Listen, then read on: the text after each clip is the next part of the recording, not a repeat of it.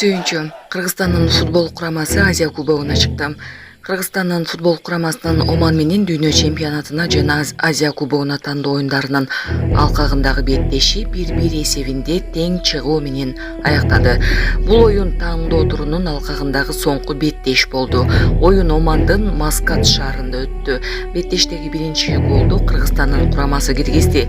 19-мүнөттө Элзияр Зарыпбеков эсепти ачты. Оюнун биринчи бөлүгү 1-0 эсебинде аяктады.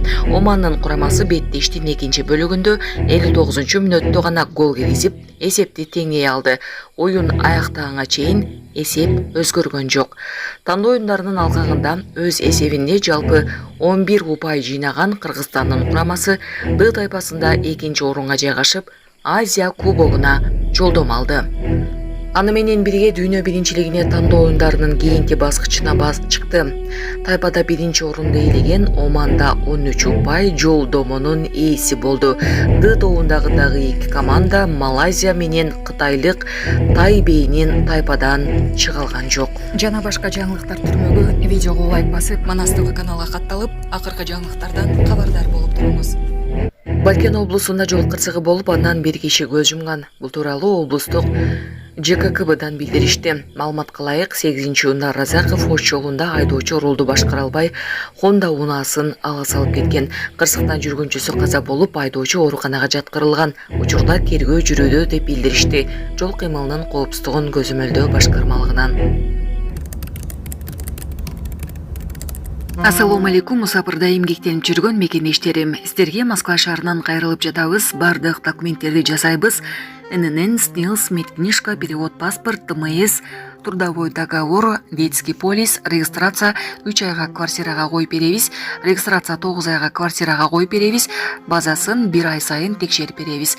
Биздин WhatsApp связь номерлерибизге +7 936 144 40 73 номерине кайрылсаңыздар болот. Майыптарга бөлүнгөн каражатты кымырып алган атка минерлер аныкталды. Бишкекте майыптыгы бар адамдарга бөлүнгөн каражатты ыйгарып алган кызматкерлерге карата кылмыш иши козголду. Бул тууралуу башкы прокуратурадан билдиришти. Маалыматка ылайык, Октябрь районунун прокуратурасы тарабынан майыптыгы бар адамдардын укуктарын коргоо багытында эмгек социалдык камсыздоо жана миграция министрлигинде текшерүү жүргүзүлдү.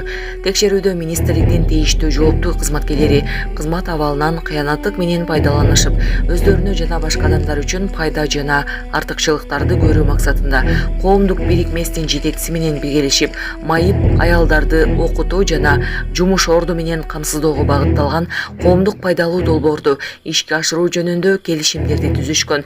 Бирок тийиштүү иш-чаралар жүргүзүлбөй, мамлекет тарабынан берилген акча каражаттар өз багыты боюнча жумшалбай, жасалма документтерди түзүү менен мыйзамсыз чыгаштырылып жана акча каражаттар жеке кызыкчылыктарга пайдаланып кеткендиги аныкталды. Натыйжада ден соолугунун мүмкүнчүлүктөрү чектелүү адамдардын укуктары бузулуп, мамлекетке жалпысынан 1 440 000 сомдук материалдык зыян келтирилген.